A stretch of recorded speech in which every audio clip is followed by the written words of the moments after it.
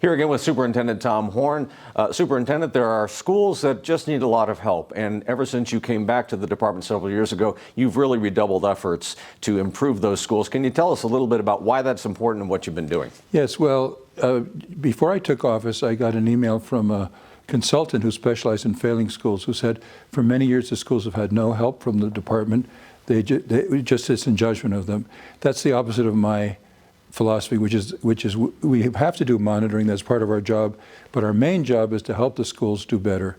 And so 90% of my time and effort and that of the department is to help the schools. An example is we send out solutions teams, highly qualified teachers and principals to help the schools. One of their projects was for the bottom 5%, 90-some schools. They worked with those schools, and 70% of those schools are no longer in the bottom 5%. That illustrates the success we've had in helping schools.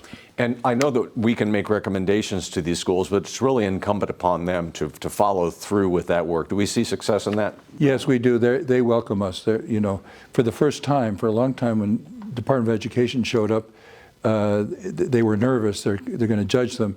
Now they welcome us. I got that from a secretary who goes with these people and says there's a big, and it was here under the prior administration, said there's a big difference in schools welcoming us as opposed to being nervous about our visits. And this is crucial for the kids in these schools, especially this is their opportunity to get an education. We really have a responsibility to lift them up.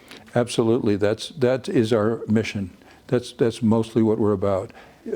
Sometimes the media likes to write about controversies, which I understand it's interesting, but if you want to know what we're really doing, it's focusing on helping the public schools get better academic results. And as always, for more information, azed.gov. Thank you, Superintendent. Thank you.